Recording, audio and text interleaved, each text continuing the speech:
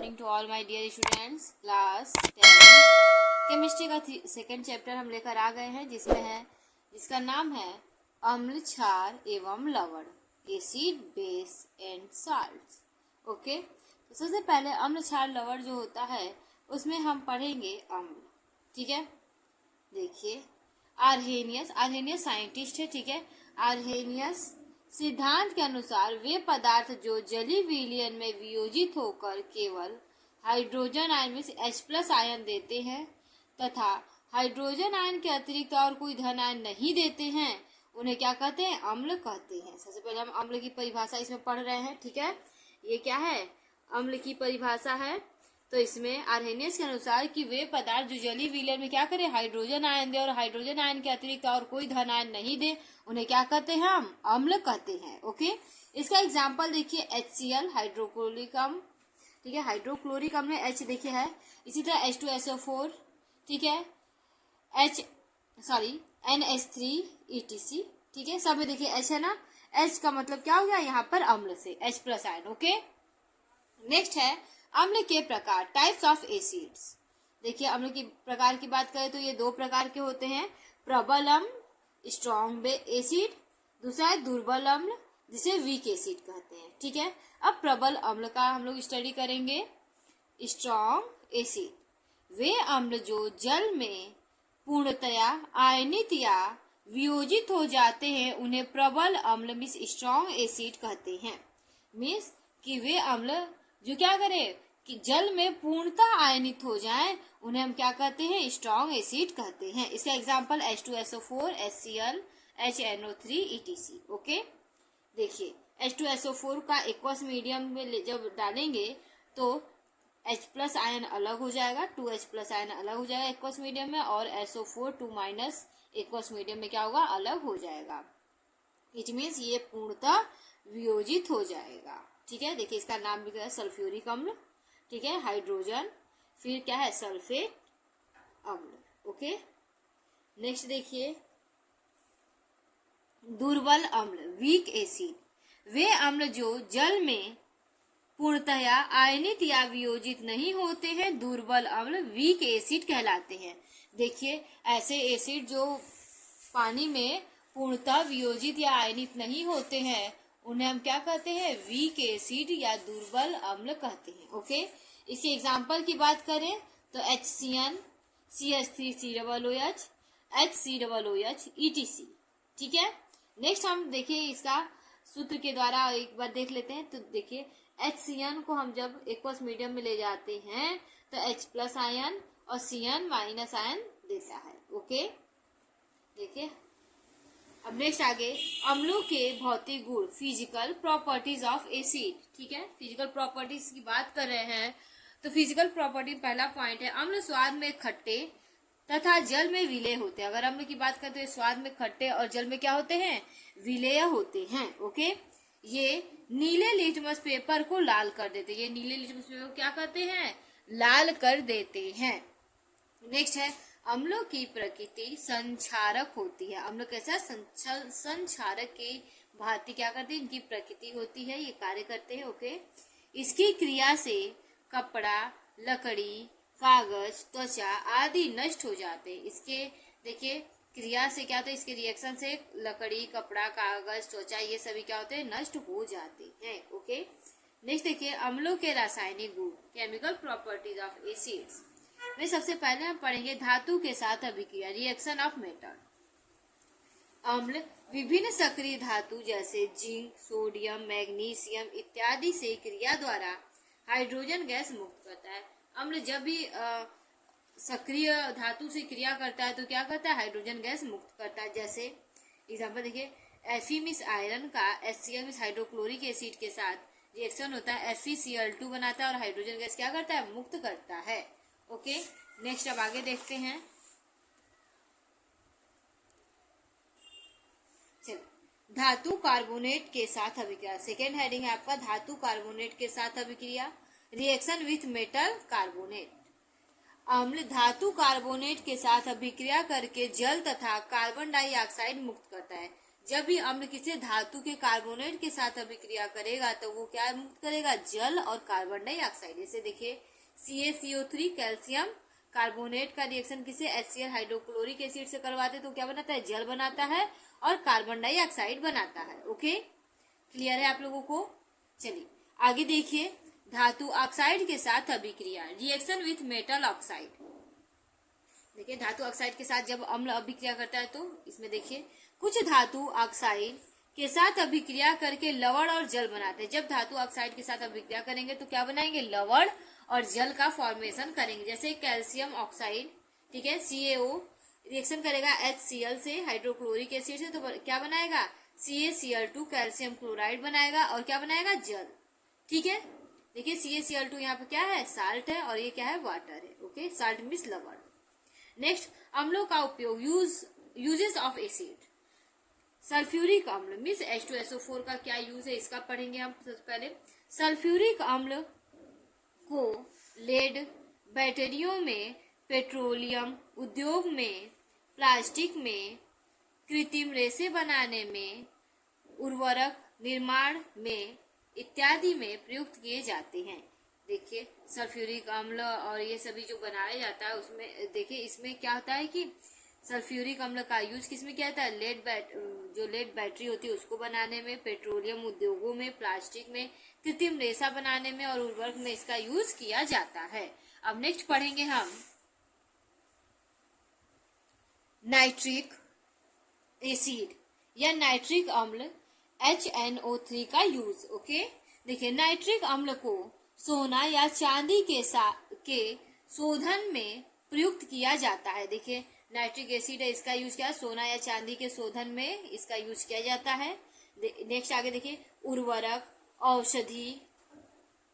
औषधि विस्फोटक बनाने में भी इस अम्ल का उपयोग किया जाता है। ठीक है, देखिए औषधि बनाने में, उर्वरक बनाने में और कुछ विस्फोटक पदार्थ ऐसे होते हैं उनको बनाने में भी उसका यूज किया जाता है, जैसे कि आप जानते भी हो, उसे बम या फिर ऐसा कुछ। ठीक है, नेक्स्ट आगे देखिए, नोट, नाइट्रिक अम्ल को सारे का अम्ल भी कहते हैं। नाइट्रिक अम्ल को क्या कहते हैं, सारे का अम्ल भी कहते हैं, क्योंकि उसे सारे मिस KNO3 से बनाया जाता है। ठीक है, नाइट्रिक अम्ल को किसे बनाता है, KNO3 से बनाया जाता है, इसलिए उसे सारे का अम्ल कहते हैं। ओके, नेक्स्ट देखिए, हाइड्रोक्लोरिक अम्ल HCl।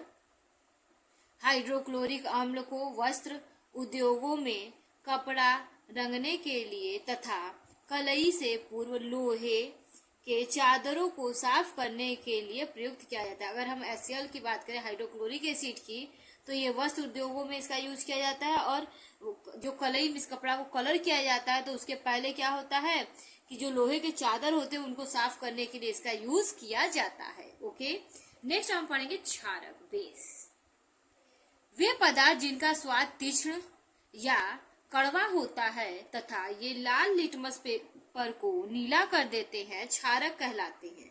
ठीक है, देखिए क्षारक वे होते हैं जो इनका स्वाद कैसा होता है, तीक्ष्ण होता है और ये कड़वा भी होता है, तीक्ष्ण या कड़वा कह सकते हैं।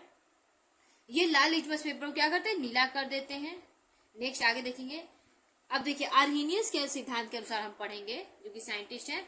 आर्हीनियस के सिद्धांत के अनुसार वे पदार्थ जो जलीय विलयन में वियोजित होकर केवल हाइड्रोक्साइड आयन में OH माइनस देता है तथा हाइड्रोक्साइड आयन के अतिरिक्त और कोई ऋण आयन नहीं देता, क्षारक कहलाता है। ठीक है, देखिए आर्हीनियस जो साइंटिस्ट है उनके अनुसार अगर बात किया जाए तो क्षारक वे होते हैं जो जलीय विलयन में वियोजित होकर क्या देंगे, OH minus means hydroxide ion निकालेंगे, उसके अलावा और कोई आयन का उत्सर्जन नहीं करेंगे, उन्हें क्या कहते हैं, क्षारक कहते हैं। क्षारक को भस्म भी कहा जाता है। क्षारक को क्या कहा जाता है, भस्म कहा जाता है। देखिए इसमें एक नोट है, वे क्षारक जो जल में घुलनशील होते हैं, वे क्षारक जो क्या होते हैं, जल में घुलनशील होते हैं, क्षार कहलाते हैं। जो क्षारक क्या होंगे, जल में घुलनशील होंगे, क्या कहलाएंगे, क्षार कहलाएंगे। अतः सभी क्षार क्षारक नहीं होते, क्योंकि जितने भी क्षार होते हैं, अतः सभी क्षार क्षारक होते हैं। इसका मतलब कि जितने भी घुल गए वो तो क्षार हो गए, तो जितने भी क्षारक होते हैं जो घुले हुए वो क्षारक कहलाते।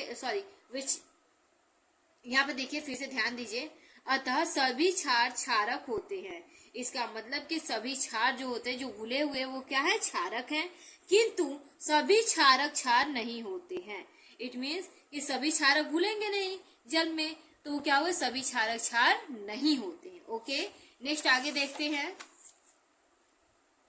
क्षारक के प्रकार, टाइप्स ऑफ बेस। ठीक है, आयनन के आधार पर क्षारकों को दो भागों में वर्गीकृत किया गया है। ठीक है, आयनों के आधार पर अगर हम बात करें तो ये क्या होते हैं, दो पार्ट में इनको डिवाइड किया गया है।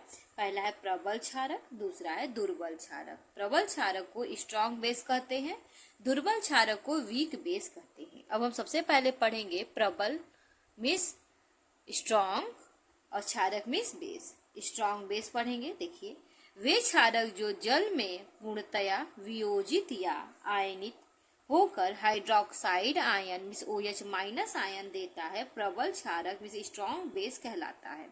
देखिए, वे क्षारक जो क्या है, जल में पूर्णतः वियोजित हो जाता है, पूरी रूप से घुल जाता है और घुलकर OH माइनस आयन देता है, उसे क्या कहते हैं, हम प्रबल क्षारक कहते हैं। ओके, नेक्स्ट देखिए, इसका एग्जाम्पल की बात करें तो इसका एग्जाम्पल है KOH, NaOH, BaOH का होल ट्वाइस ETC। अब देखिए, KOH जब एक्वस मीडियम में हम ले जाते हैं तो K प्लस और OH माइनस में क्या होता है, कन्वर्ट हो जाता है। पोटेशियम हाइड्रोक्साइड कन्वर्ट हो जाता है पोटेशियम और हाइड्रोक्साइड में। ओके, नेक्स्ट देखिए, दुर्बल क्षारक मीन्स वीक बेस। वे क्षारक जो जल में पूर्णतः आयोजित या आयनित नहीं होते हैं, पूर्णतः वियोजित या आयनित नहीं होते हैं, दुर्बल क्षारक मीन्स वीक बेस कहलाते हैं। देखिए, ऐसे क्षारक जो जल में क्या हो, पूर्णतः वियोजित या आयनित नहीं हो, उन्हें क्या कहते हैं, हम दुर्बल क्षारक मीन्स वीक बेस कहते हैं। इसका एग्जाम्पल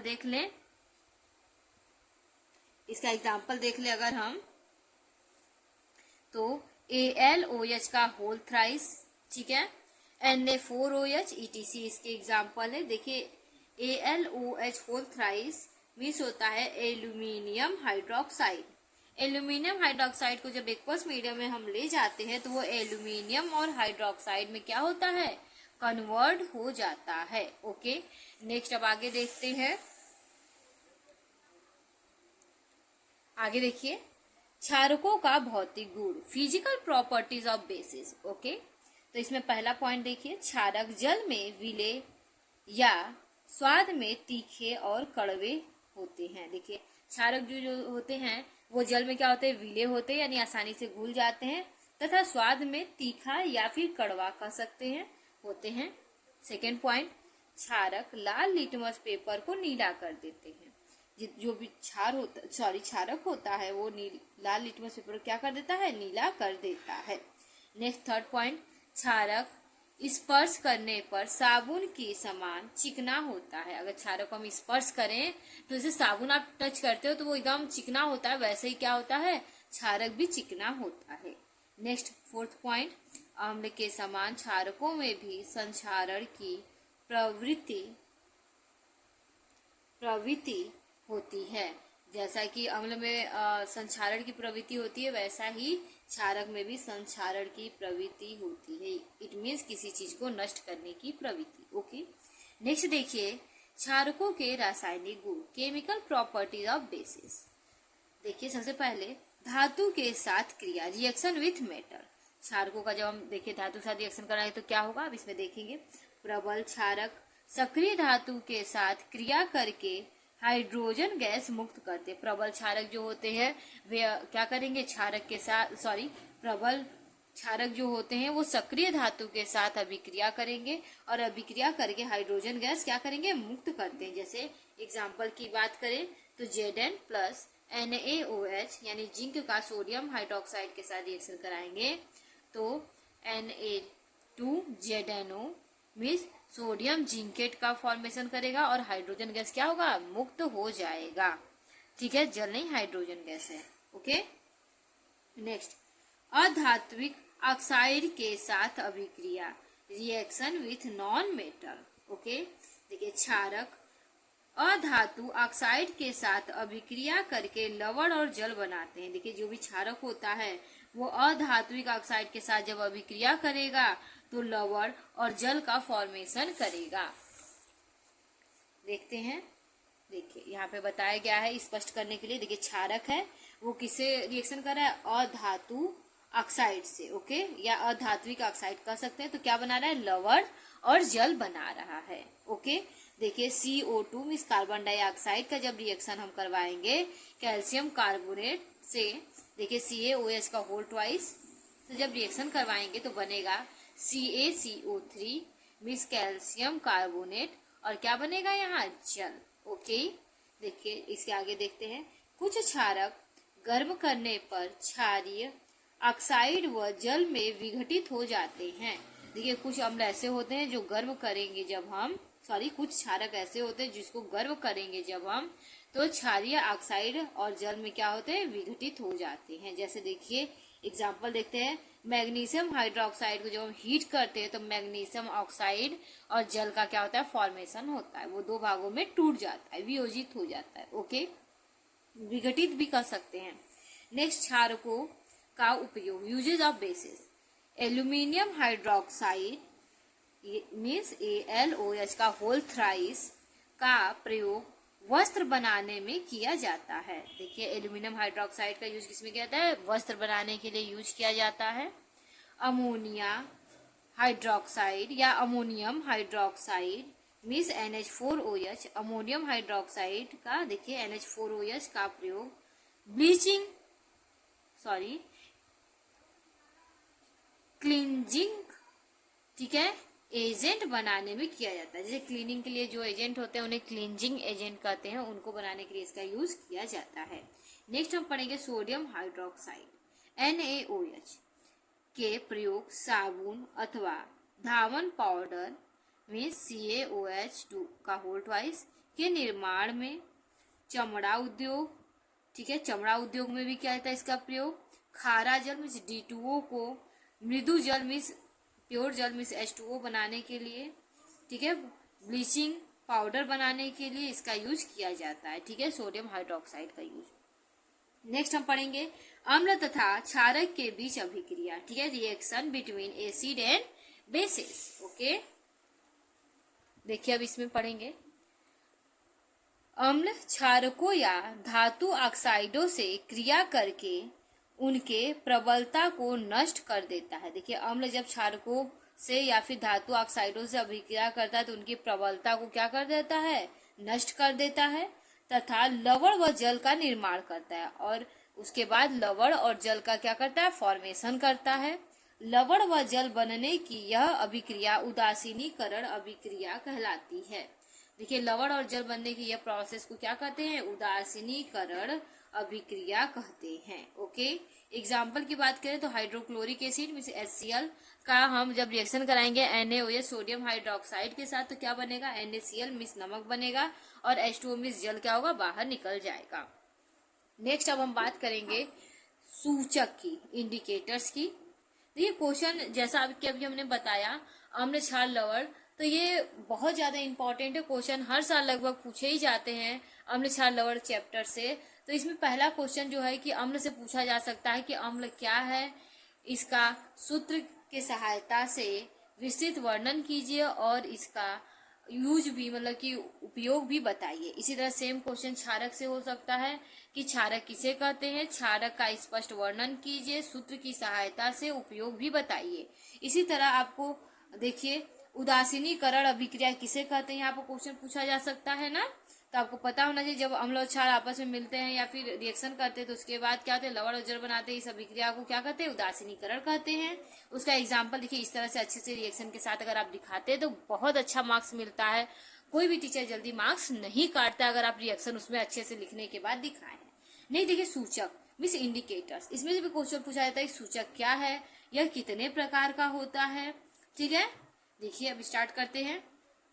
वे पदार्थ जिनका उपयोग किसी अनुमापन में उदासीन बिंदु या निर्धारित करने के लिए किया जाता है सूचक कहलाता है। देखिए कोई भी किसी भी चीज का यूज जब हम क्या करें अनुमापन में करते हैं तो उसका क्या होता है, उसे हम क्या कहते हैं, इंडिकेटर कहते हैं। ओके, नोट, जैसे नोट अब हम बता रहे हैं, इसमें देखिए हल्दी हो गया, लाल पत्ता गोभी हो गया, ठीक है, हाइड्रोजिया हो गया, जैसे फूलों की पत्तियां आदि सूचक के रूप में प्रयुक्त किए जाते हैं। ठीक है, हल्दी का रंग क्षारीय माध्यम में लाल भूरा हो जाता है। जब भी आप हल्दी से किसी कपड़े पर लग जाता है तो आप धुलते हो, जब साबुन लगाते हो उस पे, तो क्या होता है, हल्का भूरा लाल कलर का हो जाता है ना। तो वही चीज बताया जा रहा है कि वो क्या है, सूचक है, जो कि बेस के साथ जाकर क्या होता है, हल्का भूरा रंग प्रदर्शित करता है। सूचक निम्नलिखित प्रकार के होते हैं। देखिए, सबसे पहले प्राकृतिक सूचक, ठीक है, दूसरा संश्लेषित सूचक, तीसरा है गंध युक्त सूचक और चौथा है स्वव्यापी सूचक। ओके, तो अब हम आगे पढ़ते हैं। पहला पढ़ेंगे प्राकृतिक सूचक। ओके, देखिए इसमें इस प्रकार के सूचक प्रकृति में पाए जाते हैं, जाने वाले पौधे से पाए जाते हैं। देखिए, प्राकृतिक सूचक ऐसे सूचक हैं जो क्या हो कि प्रकृति में पौधे से पाए जाते हैं। ठीक है, जैसे एग्जाम्पल की बात करते हैं, लिटमस हो गया, लाल पत्ता गोभी हो गया, ठीक है, हाइड्रोजिला पौधे का फूल हो गया, हल्दी हो गया। ये सभी सूचक ऐसे सूचक हैं जो क्या है, प्रकृति में आपके नेचर में पाया जाता है। जैसे देखिए, लिटमस पेपर अगर है तो अम्ल में डालेंगे तो ये क्या हो जाएगा, लिटमस है तो अम्ल में डालेंगे तो लाल और क्षार में डालेंगे तो नीला हो जाएगा। लाल पत्ता गोभी का रस अगर हम अम्ल में डाले तो लाल और क्षार में डाले तो हरा हो जाएगा। हल्दी अगर अम्ल में डाले तो पीला रहेगा, जैसा पीला रहता है, और अगर क्षार में डाले तो लाल और लाल भूरा रंग का हो जाएगा। ठीक है, हाइड्रोजिया पौधे के फूल अगर हम एसिड में डालते हैं यानी अम्ल में डालते हैं तो नीला, और अगर क्षारक में डाले तो गुलाबी कलर का हो जाता है। ठीक है, नेक्स्ट आगे पढ़ेंगे संश्लेषित सूचक। ठीक है, प्रयोगशाला में निर्मित सूचक संश्लेषित सूचक कहलाता है। जो प्रयोगशाला में सूचक बनाए जाते हैं उन्हें क्या कहते हैं, संश्लेषित सूचक कहते हैं। जैसे इसका एग्जाम्पल देखिए, फिनाफ्थिलीन, ठीक है, मेथिल ऑरेंज, ठीक है, फिनाफ्थिलीन और क्या है, मेथिल ऑरेंज है। तो इसमें स्टार्ट करते हैं। देखिए, फिनाफ्थिलीन को जब अम्ल में मिलाते हैं तो क्या रंगहीन हो जाता है, और क्षारक के माध्यम में वो कैसा होता है, गुलाबी कलर का हो जाता है। इसी तरह मेथिल ऑरेंज को जब हम क्या करते हैं, अम्ल के माध्यम में रखते हैं या मिलाते हैं तो क्या होता है, लाल हो जाता है, और क्षारीय माध्यम में जब ले जाते हैं तो क्या होता है, पीला हो जाता है। नेक्स्ट है गंध युक्त सूचक। ठीक है, विशिष्ट गंध द्वारा अम्ल व क्षार को पहचानने में प्रयुक्त होने वाले सूचक को गंध युक्त सूचक कहते हैं। देखिए, विशेष प्रकार की स्मेल के कारण क्या हो, उसको गंध के द्वारा वो बताता है कि वो अम्ल है या क्षार, तो ऐसे सूचक को क्या कहते हैं, हम गंध युक्त सूचक कहते हैं। इसकी गंध अम्लीय व क्षारीय माध्यम में परिवर्तित हो जाती हैं। इसका क्या होता है, गंध अम्लीय माध्यम में कुछ और रहेगा, क्षारीय माध्यम में कुछ और रहेगा। जैसे कि प्याज, ठीक है, अगर आप उसको एसिड में डाल दिए तो उसका कलर क्या होता है, लाइट पिंक कलर का होने लगता है ना।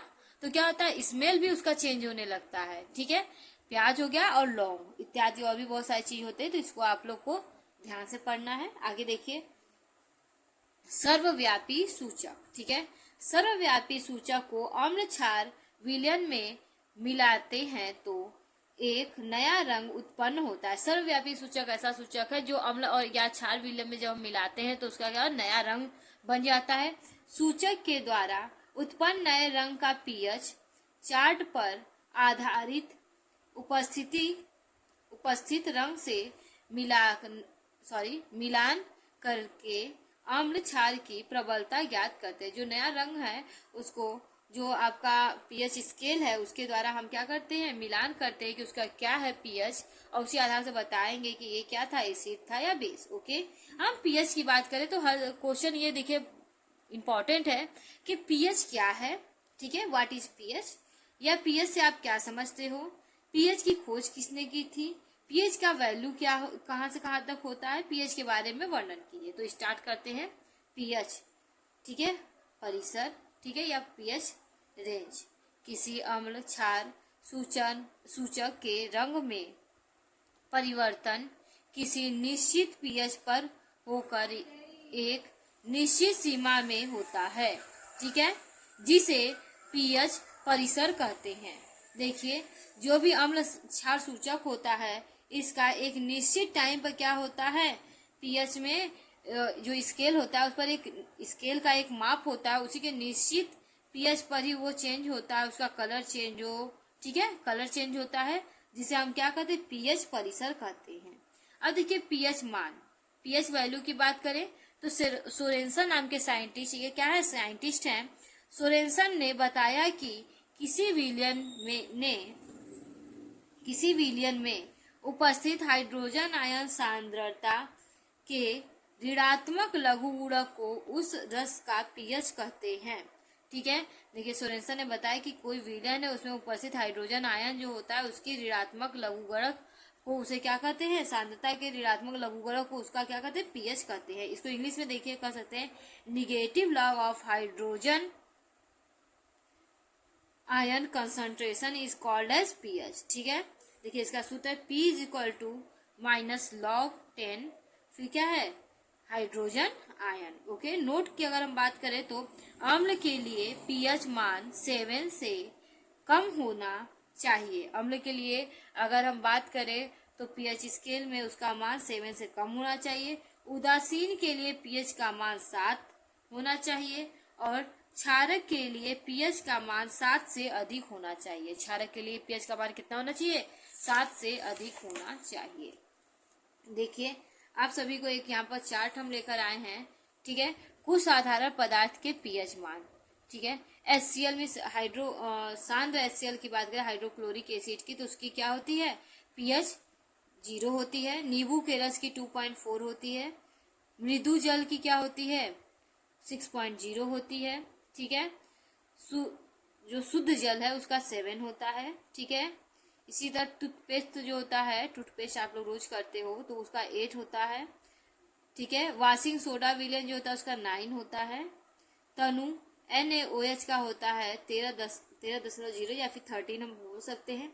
इसी तरह अमाशय में जो रस पाया जाता है उसका क्या होता है, 1.4 होता है।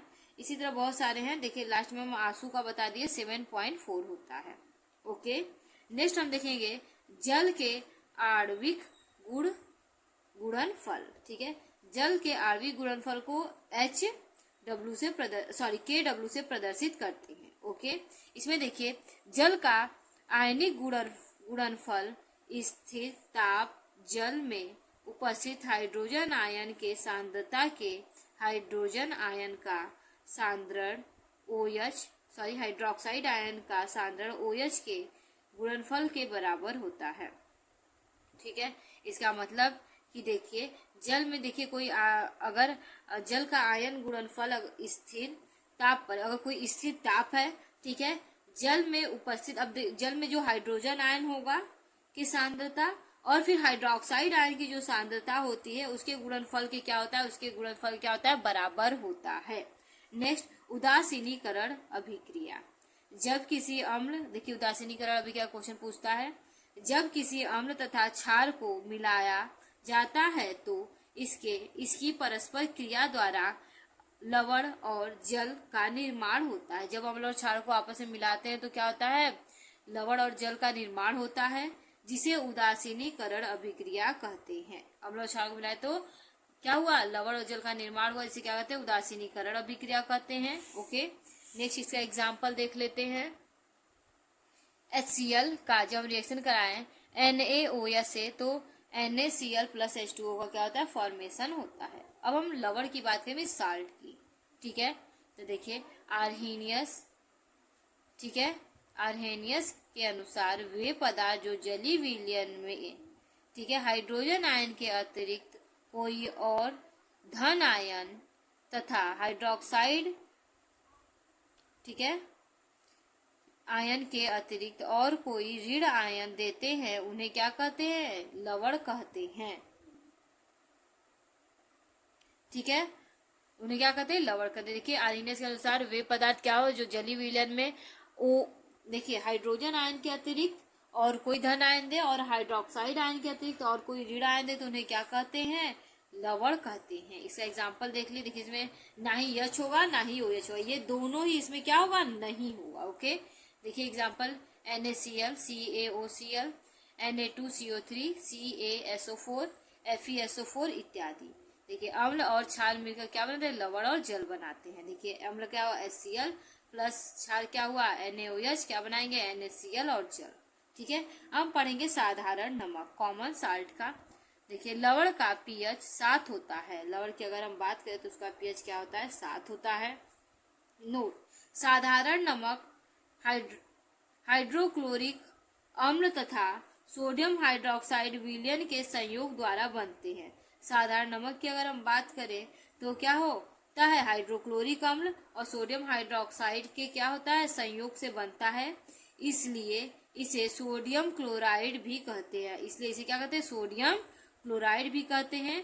इस लवण का उपयोग हम अपने भोजन में करते हैं, और जो हम लोग अपने भोजन में करते हैं वो यही लवण होता है। ठीक है, इसे बड़े स्तर पर समुद्री जल से अन्य लवणों के पृथक्करण से प्राप्त करते हैं। इसे क्या कहते हैं कि आमतौर पर अगर बात करें तो समुद्री जल से ये प्राप्त होता है। इसे चट्टानी लवणों से प्राप्त किया जा सकता है। इसे चट्टानी लवणों से भी क्या किया जाता है, प्राप्त किया जा सकता है। ओके, नेक्स्ट हम आगे पढ़ेंगे सोडियम क्लोराइड के उपयोग, यूज ऑफ NaCl। ओके, तो स्टार्ट करते हैं। पहला पॉइंट, साधारण नमक को भोजन पकाने के अतिरिक्त परीक्षण के रूप में तथा अनेक रसायनों जैसे कास्टिक सोडा, बेकिंग सोडा, धावन सोडा, विरंजक चूर्ण इत्यादि के निर्माण में भी किया जाता है। देखिए खाना बनाने में तो हम नमक का यूज करते ही हैं, NaCl जिसे कहते हैं। इसके अतिरिक्त इसका यूज कहाँ किया जाता है, कास्टिक सोडा बनाने में, ठीक है, बेकिंग सोडा बनाने में, धावन सोडा बनाने और विरंजक चूर्ण बनाने में भी इसका यूज किया जाता है। ओके, नेक्स्ट पॉइंट, इसका उपयोग सोडियम धातु तथा क्लोरीन के निर्माण में भी किया जाता है। इसका यूज क्या है, सोडियम धातु और क्लोरीन के फॉर्मेशन में भी किया जाता है। ठीक है, उन देशों में जिनमें भारी हिस्से होते हैं, ठीक है, वहां पर नमक की, ठीक है, बौछार द्वारा, देखिए भारी क्या होता है, हिमपात होता है, वहां नमक की बौछार द्वारा सड़क को साफ किया जाता है। देखिए ऐसे देश जहाँ पर क्या हो, बहुत भारी हिमपात होता है, मीन्स बहुत ज्यादा बर्फ जम जाता है, तो वहाँ क्या करते हैं, नमक का बौछार करते हैं, ढेर सारा नमक का क्या करते हैं, बौछार करते हैं। इससे क्या होता है, सड़क को साफ किया जाता है जिससे इंसान आ जा सके। ओके, नेक्स्ट देखिए लेह लद्दाख जैसे हो गया ना। चलिए आगे हम 4th पॉइंट देखते हैं, जब अधिक पसीना आने से शरीर की मांसपेशियों में अर्थात पानी के साथ सोडियम क्लोराइड की कमी हो जाती है तो लवण की पानी को रोकने के लिए लेना चाहिए। देखिए जैसे कि हम बहुत दूर गए और बहुत गर्मी का मौसम इस समय चल रहा है, बहुत गर्मी, ठीक है, तो इस गर्मी में अब बाहर अगर निकल गए तो खूब पसीना होता है, और पसीना जब होता है तो उसमें क्या होता है कि लवण भी, NaCl हमारा सोडियम क्लोराइड भी बॉडी से क्या होता है, बाहर निकल जाता है, तो हमें वीकनेस फील होने लगता है। बहुत टाइम अगर हम बाहर है तो प्यास भी लगने लगता है, तो हमें क्या करना चाहिए, उस समय पानी में नींबू, चीनी, नमक हल्का सा डालकर पीना चाहिए, जिससे क्या हमारी बॉडी में जो भी न्यूट्रिशन हो NaCl की वो क्या हो, संतुलित हो जाए। ओके, नेक्स्ट हम पढ़ेंगे कास्टिक सोडा। ओके, तो कास्टिक सोडा का रासायनिक नाम की बात करें तो सोडियम हाइड्रोक्साइड होता है, अणु सूत्र की बात करें तो NaOH होता है, और अणु भार अगर बात करें तो 40 होता है। ओके, तो अब निर्माण विधि, ठीक है, मेथड ऑफ प्रिपरेशन पढ़ेंगे। सोडियम क्लोराइड के जलीय विलयन में विद्युत प्रवाहित करने पर, ठीक है, जब सोडियम क्लोराइड लें कि जलीय विलयन में क्या करें, विद्युत प्रवाहित करते हैं तो क्या होता है, करने पर वियोजित होकर सोडियम हाइड्रोक्साइड उत्पन्न होता है। तो उसमें व्हाइट बहुत कुछ जम जाता है ना, जब हम पानी में क्या करते हैं, पानी को हीट करते हैं तो, या विद्युत प्रवाहित करते हैं जब उसमें, तो व्हाइट जम जाता है, तो क्या है, सोडियम हाइड्रोक्साइड क्या होता है, उत्पन्न हो जाता है। ठीक है, आगे देखते हैं निर्माण विधि। विरंजक चूर्ण का निर्माण बुझे हुए चूने पर क्लोरीन की क्रिया द्वारा करते हैं। विरंजक चूर्ण का निर्माण करते हैं, बुझा हुआ जो चूना होता है उस पर क्लोरीन का जब अभिक्रिया करा जाता है या क्रिया करा जाता है तो ये प्राप्त होता है। जैसे कैल्शियम हाइड्रोक्साइड का क्या करे, रिएक्शन क्लोरीन से कराएंगे तो कैल्शियम CaOCl2 और जल का क्या होता है, निर्माण होता है। ओके, नेक्स्ट आगे देखेंगे भौतिक गुण, फिजिकल प्रॉपर्टीज। यह हल्के पीले रंग का चूर्ण होता है। अगर हम कास्टिक सोडा की बात करें तो ये हल्के पीले रंग का चूर्ण होता है। ठीक है, सेकेंड पॉइंट, इसका जल में विलयन दूधिया होता है। अगर जल में इसको घोल दिए तो ये दूधिया कलर का, मिस हल्का सा दूध के कलर का हो जाता है। ठीक है, इसमें से क्लोरीन की गंध आती है, और जब हम घोल दिए तो इसमें से क्या होता है, तीक्ष्ण गंध आती है, इसे क्लोरीन की गंध कहते हैं। ठीक है, अब रासायनिक गुण की बात करें, केमिकल प्रॉपर्टीज की, तो गर्म जल से अभिक्रिया, सबसे पहले गर्म जल से अभिक्रिया की बात कर रहे हैं, रिएक्शन विथ हॉट वाटर। विरंजक चूर्ण को जल में विलय करने पर क्लोरीन गैस मुक्त होती है। जब विरंजक चूर्ण को जल में विलय करते हैं यानी घोलते हैं तो उसमें कौन सी गैस मुक्त होती है, क्लोरीन गैस क्या होती है, मुक्त होती है। इसमें देखिए CaCl2 का हम रिएक्शन H2O से जब कराते हैं, यानी कैल्शियम क्लोराइड को जब जल में घोलते हैं और हीट देते हैं तो कैल्शियम हाइड्रोक्साइड और क्लोरीन गैस क्या होती है, मुक्त हो जाती है। अब इसके बाद हम पढ़ेंगे उपयोग, यूजेस। पहला देखिए कहाँ यूज किया जाता है कास्टिक सोडा का, जीवाणु नाशक के रूप में। जो भी जीवाणु नाशक के रूप में इसका क्या होता है, प्रयोग किया जाता है। जल के शुद्धिकरण में, जल को प्यूरिफाई करने के लिए भी इसका यूज किया जाता है। चीनी को सफेद बनाने, चीनी जो हम लोग सफेद सफेद क्रिस्टल खाते हैं ना, उसको व्हाइट करने में इसका यूज किया जाता है। ऊन को सिकुड़ने से बचाना, ऊन जैसे बहुत सालों तक रखा रहता है तो क्या होता है, सिकुड़ जाता है, उसकी फैक्ट्री में इसका क्या करते हैं, यूज करते हैं। ओके, नेक्स्ट हम आगे देखेंगे बेकिंग या खाने का सोडा। ठीक है, जिसे सोडियम बाइकार्बोनेट कहते हैं, इसका सूत्र NaSCO3 होता है। ओके, तो स्टार्ट करते हैं। सोडियम बाइकार्बोनेट का निर्माण सोडियम कार्बोनेट के संतृप्त विलयन, ठीक है, विलयन में, ठीक है, जलीय विलयन में कार्बन डाइऑक्साइड गैस प्रवाहित करने से होता है। ठीक है, सोडियम बाइकार्बोनेट का अगर निर्माण की बात करें तो सोडियम कार्बोनेट का संतृप्त जलीय विलयन ले लिए, उसमें कार्बन डाइऑक्साइड का क्या किए, गैस को क्या किए, प्रवाहित करते हैं, तो इसका फॉर्मेशन हो जाता है। देखिए स्टार्ट करते हैं, NaCO3 विद सोडियम कार्बोनेट। ठीक है, सोडियम कार्बोनेट, और उसका रिएक्शन किसी का CO2 से, कार्बन डाइऑक्साइड से। ठीक है, और उसको क्या किया, जल में करवाए ये रिएक्शन, तो क्या बना, NaHCO3। ठीक है, खाने वाला सोडा या सोडियम बाइकार्बोनेट। ओके, अब हम भौतिक गुण की बात करें, फिजिकल प्रॉपर्टीज की, तो ऊष्मा का प्रभाव सबसे पहला है। ठीक है, इफेक्ट ऑफ हीट। ठीक है, 100 डिग्री सेल्सियस पर गर्म करने पर सोडियम बाइकार्बोनेट में परिवर्तित हो जाता है। अगर 100 डिग्री सेल्सियस पर क्या करें, हम इसको गर्म करें तो किस में कन्वर्ट हो जाता है, सोडियम बाइकार्बोनेट में ये कन्वर्ट हो जाता है। ओके, देखिए NaSCO3 को 100 डिग्री पर अगर हम कन्वर्ट करते हैं, ठीक है, बेकिंग सोडा को, ठीक है, तो ये किस में कन्वर्ट हो जाएगा, सोडियम बाइकार्बोनेट में। ओके, नेक्स्ट हम आगे देखेंगे उपयोग, यूजेस। चर्म रोग के निदान में, चर्म रोग के निदान में क्या कहता है, खाने वाले सोडे का यूज किया जाता है। दूसरा है बेकिंग पाउडर के रूप में, जैसे खाना नहीं पकता है तो, या फिर आप जब मटर बॉयल करते हो छोले बनाने के लिए, तो उसमें इसका यूज किया जाता है। प्रयोगशाला में अभिकर्मक के रूप में, प्रयोगशाला में भी इसका यूज किया जाता है, यानी कि आप लैब में। ठीक है, कच्चे दूध को फटने के समय को बढ़ाने हेतु, कच्चा दूध है उसको फट न जाए इसके लिए क्या होता है, उसमें अगर हम मिला देंगे सोडियम बाइकार्बोनेट तो वो जल्दी फटेगा नहीं। अमाशय की अम्लता को दूर करने में, अगर किसी को एसिडिटी हो गई है तो उसको सोडियम कार्बोनेट अगर हम थोड़ा सा दे दिए तो उसका क्या एसिडिटी कम हो जाएगी। आग बुझाने वाले यंत्र में, जो आग बुझाने वाला रेड रेड यंत्र नहीं आता है, उसमें भी इसका यूज किया जाता है। नेक्स्ट देखिए, झाग युक्त पेय पदार्थ में, जितने भी झाग युक्त पेय पदार्थ है उसमें भी क्या कहते हैं, इसका यूज किया जाता है। नेक्स्ट हम पढ़ेंगे धावन सोडा। ठीक है, वॉशिंग पाउडर जिसे कहते हैं। ठीक है, धावन सोडा का रासायनिक नाम की अगर बात करें तो सोडियम कार्बोनेट डेकाहाइड्रेट होता है। ठीक है, सोडियम कार्बोनेट डेकाहाइड्रेट इसका नाम होता है। इसका साधारण नाम धावन सोडा या सोडा एस कहते हैं। इसकी सूत्र की बात करें तो Na2CO3.10H2O होता है। अब निर्माण विधि, मेथड ऑफ प्रिपरेशन की बात करें तो सोडियम क्लोराइड के ठंडे तथा शांत विलयन की अमोनिया तथा कार्बन डाइऑक्साइड से क्रिया द्वारा सोडियम, ठीक है, सोडियम हाइड्रोजन कार्बोनेट बनता है। ओके, देखिए अब इसका रिएक्शन हम स्टार्ट करते हैं। देखिए सोडियम क्लोराइड ले लिए सबसे पहले, ठीक है, फिर अमोनिया ले लिए, जली विलयन में हम क्या किया, उसको कार्बन डाइऑक्साइड उसमें डालें तो क्या बनेगा, देखिए NaSCO3 पहले क्या होता है, बेकिंग सोडा बनेगा, ठीक है। फिर उसमें से NH4Cl क्या होगा, अमोनियम क्लोराइड अलग होगा, जिसे नौसादर कहते हैं, ठीक है। उसके बाद सेकेंड स्टेप में आते हैं, सोडियम हाइड्रोजन कार्बोनेट को फिल्टरित करके पृथक करके सुखा लेते हैं, इसको फिल्टर करके फिर पृथक करके सुखा लेते हैं तथा गर्म करने पर, ठीक है, तथा गर्म करते हैं, गर्म करने पर NaSCO3 अपघटित होकर कार्बोनेट बनाता है।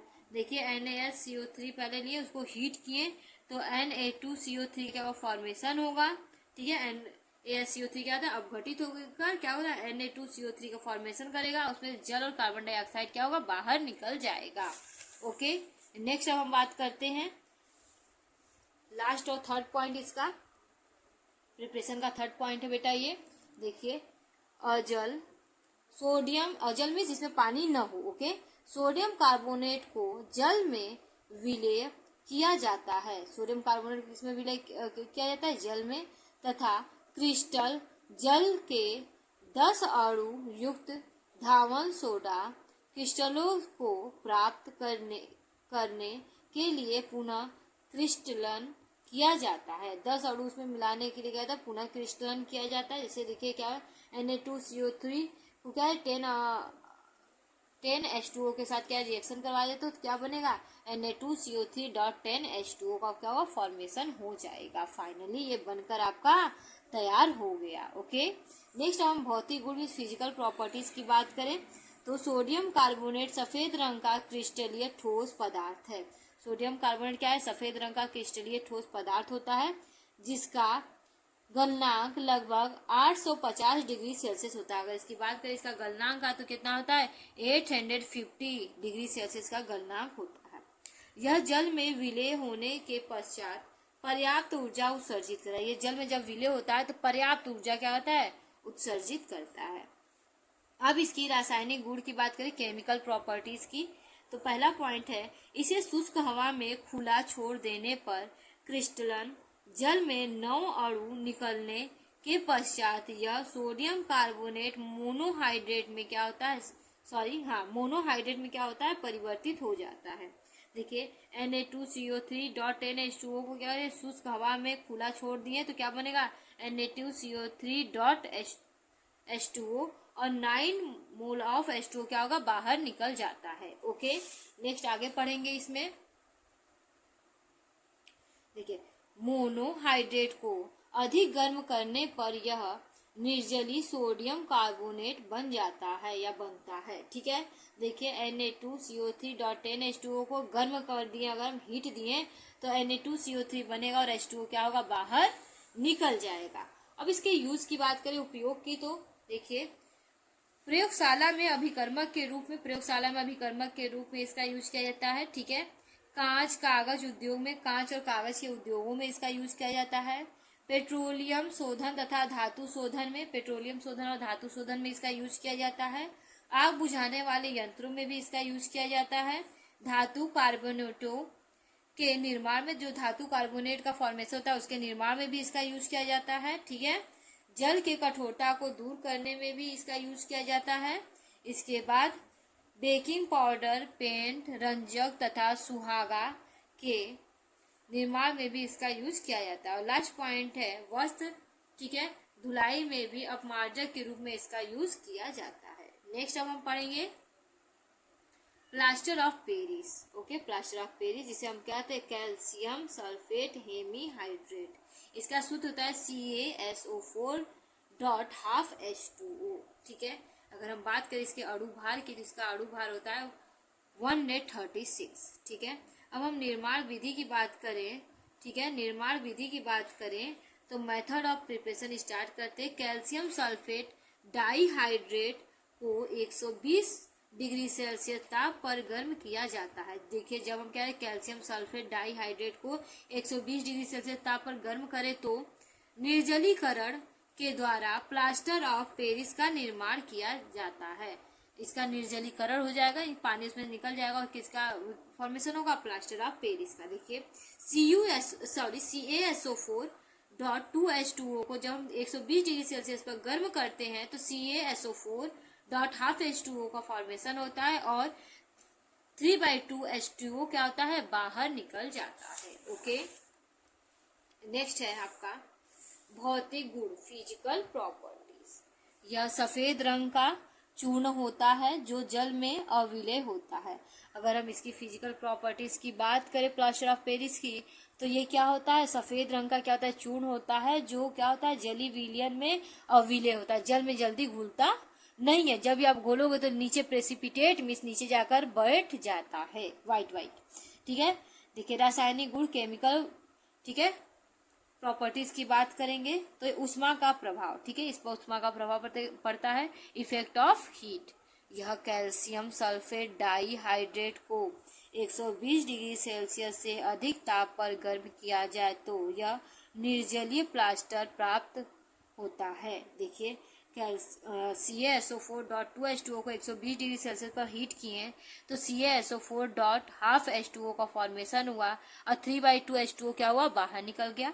फिर इसके बाद CaSO4, ये वाला देखिए, CaSO4.12H2O को 120 डिग्री सेल्सियस से अधिक पर क्या करें, हीट किए, उसके बाद तो क्या CaSO4 कैल्शियम सल्फेट का फॉर्मेशन हो गया और ½ H2O भी बाहर निकल गया। ओके, नेक्स्ट हम यूज की बात करेंगे, उपयोग की यूजेस।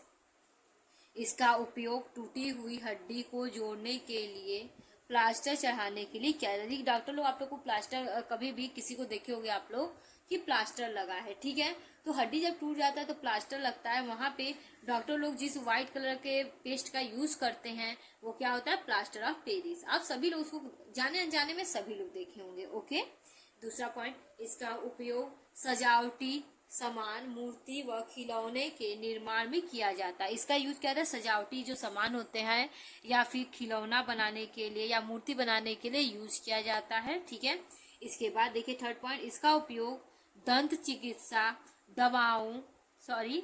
दीवारों को चिकना बनाने के लिए भी किया जाता है। देखिए इसका जो यूज होता है वो दंत चिकित्सक जो होते हैं वो लोग यूज करते हैं दांत बनाने या दांत चिकित्सा के यूज के लिए। ठीक है, ये हो सकता है सैंपल लेने के लिए या फिर ऐसा बहुत सारी चीजें हैं। इसके साथ ही दीवारों को क्या होता है, चमकीला बनाने के लिए भी इसका यूज किया जाता है। ओके, नेक्स्ट देखिए, अग्निरोधक के रूप में उपयोग किया जाता है। इसका यूज क्या होता है, अग्निरोधक के रूप में भी किया जाता है। ओके, नेक्स्ट अब हम आगे पढ़ेंगे बेटा क्रिस्टलन जल, ठीक है, या फिर जल योजित लवण। क्रिस्टलन जल को जल योजित लवण भी कहते हैं। देखिए कुछ यौगिक के क्रिस्टल शुष्क दिखाई देते हैं, कुछ यौगिक के जो क्रिस्टल होते हैं उसे शुष्क दिखाई देते हैं। ठीक है, वो क्या होते हैं, शुष्क दिखाई, परंतु वास्तव में उनमें कुछ जल अणु संयुक्त रहते हैं। लेकिन रियल में वो क्रिस्टल के फॉर्म में, लेकिन उसमें कुछ न कुछ पानी रहता है, नमी होती है। यह जल क्रिस्टल जल कहलाता है। यह जल क्या कहलाता है, क्रिस्टल जल कहलाता है। इस प्रकार के लवण को जल योजित लवण कहते हैं। इस प्रकार के लवण को क्या कहते हैं, जल योजित लवण कहते हैं। ओके,